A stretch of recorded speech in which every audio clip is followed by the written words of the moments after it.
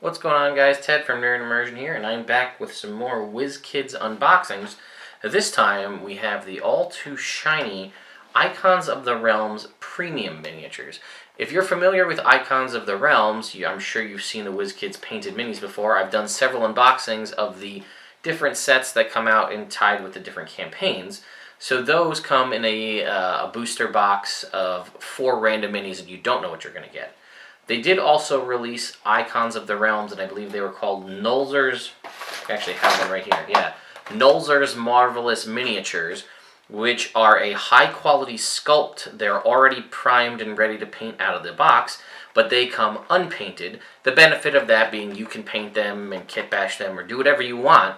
However, they have recently started releasing these Wizkids premium miniatures, which are the same sculpts as the unpainted, but this time you can buy them pre-painted by Wizkids if that's something you want to have. So if you want to take a look, I have 4 of them here, and you want to see what they look like and compare to their other sculpts and what the overall value of them is.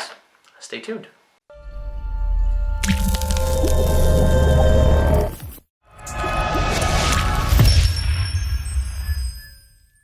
So up front, I believe these are all about $7 a piece. I could be a little wrong on that because if you buy them, typically the Nolzur's unpainted ones, in a 2-pack, I think you get them for about $10, and then the painted ones are about $7.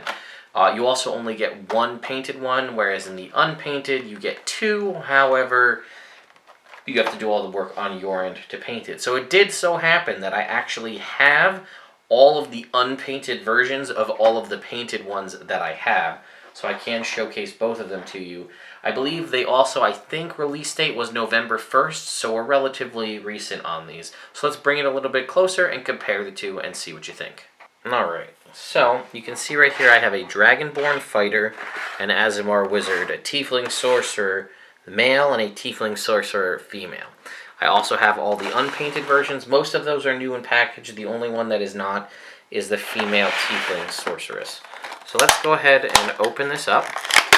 They have made them significantly easier to open by putting the plastic around the back like this, which makes it easier to open. So if you look again, here you can see there's the plastic wraps around, whereas this one is a true blister pack where you have to just peel it off of the cardboard on the front. So, small improvements. So let's go ahead and pop out our Dragonborn Fighter here and drop him on the floor. Here we go. It does come with a separate base, which is interesting that they didn't base it, given the fact, it kind of already has an existing base, but it comes with a base for you to put it on. A very thin plastic base, which is the standard for the Nolzur's Mini. So let's get in real tight on this guy and show you what he looks like here. So let's go ahead and get ourselves focused in here. So you can see right here the detail. Look at the scales on the scale mail. You can see his metal, here on his shield. It's got sort of a little design on it. He's got this cloak. He's got this kind of jagged, nasty looking sword.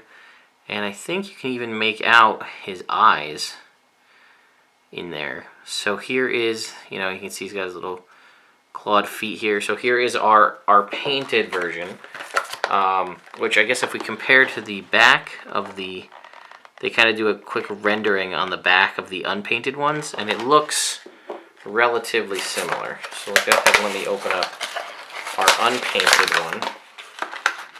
We'll get a little bit of a comparison here.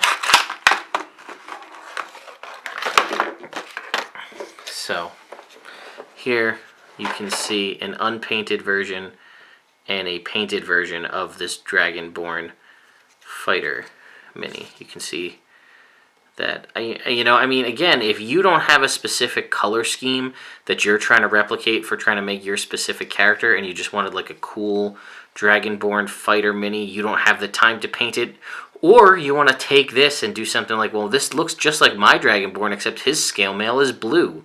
And you could just go out and spend the money and buy this, get everything painted, and then just put a slight blue paint over top of that. I realize that's kind of silly when you could probably spend a little less money and get this one unpainted so you can completely customize it And then it also comes with a second mini, like this one here, this other Dragonborn fighter. But, you know, honestly, I just feel like there's a lot of people who would spend the money to get most of it painted and then just do a little bit of tweaking, maybe change his sword out for an axe or swap out his shield for something different. But either way, I like this. It's good. I don't ever play Dragonborn, and I haven't really had any in any of my campaigns, but it's cool to have. Next, we have our Aasimar Wizard, which is an interesting combination, one that I would probably not have originally thought to combine as far as race and class combinations. Sorry, that's in your ear, I'm sure. But this sculpt is really nice. Something I think a lot of people also don't necessarily do too well, or at least when I talk to my friends who do paint minis, if they don't paint minis a lot, the translucent, because if we look at the unpainted version, the wings here and this magic down here are a translucent. So this, you know, they did the kind of captured the painting of the wings, but still keeping them clear. So they're ethereal, as this is an Aasimar, right? Or this could be a sorcerer. This could even be like a cleric, depending on how you want, wizard, sorcerer, warlock. However you want to make it. There's nothing specifically here that states that this is a, what does it say, a wizard. This could be, you know, this could be a cleric. That looks like kind of cleric-y magic down the bottom there. And then again, if we take our Aasimar, our unpainted, well, again, here we can see the back of the unpainted box. They kind of kept a very similar color scheme.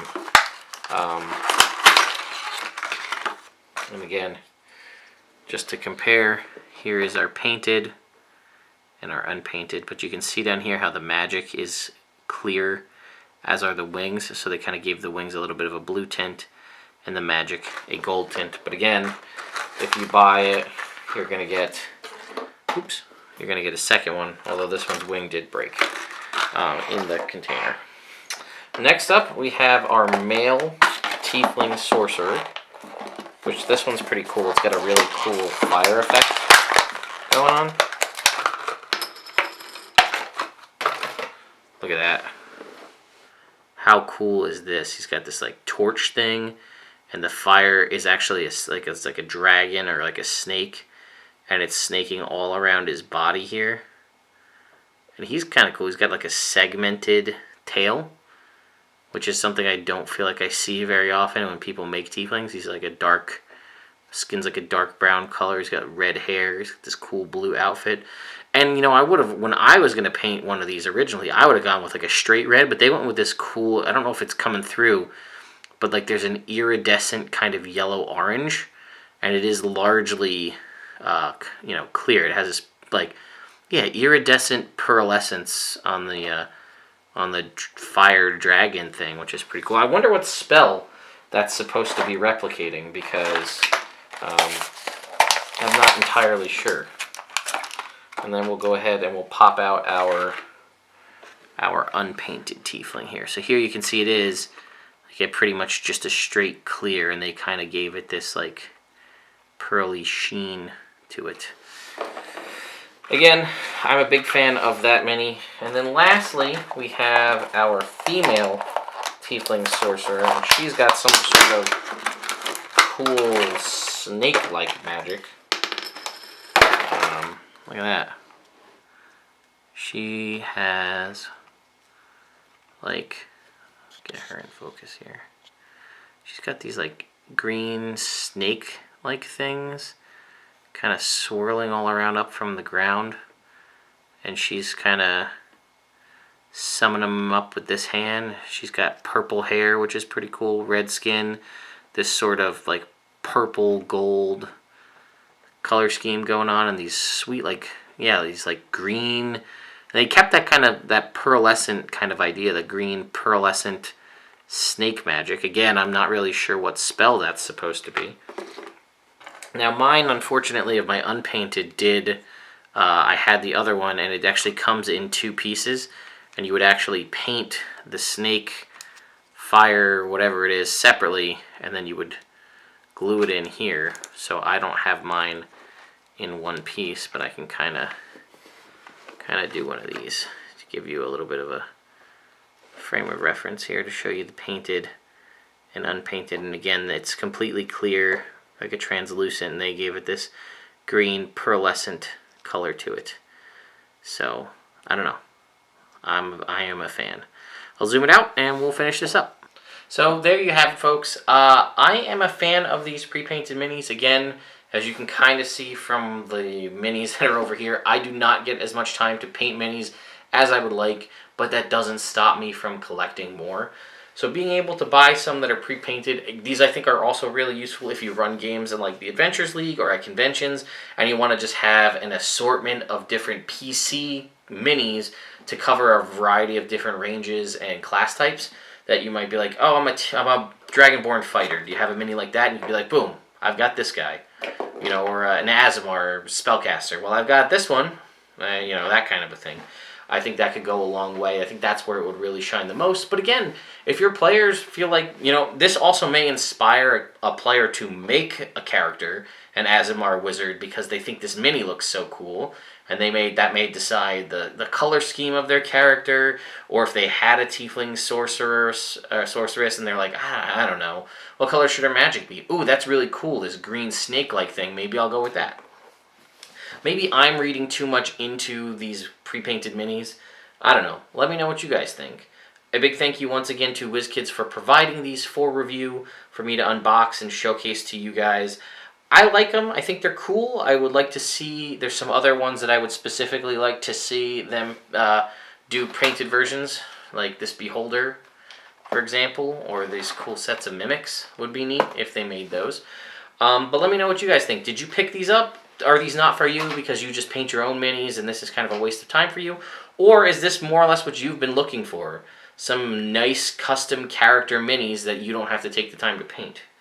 Let me know what you guys think. If you like this kind of stuff, I do reviews as often as I get products, as well as other things like top 10 videos and ideas for how to fix things in 5th edition. In general, 5e opinion videos. So if you like this one, give it a thumbs up and subscribe to the YouTube channel to see more stuff like this. And if you want to see live D&D things from world building to character building to just straight up D&D gameplay, go ahead and check out our Twitch channel. There's a link in the description below for that as well. Thank you guys so much for watching, and I'll see you next time.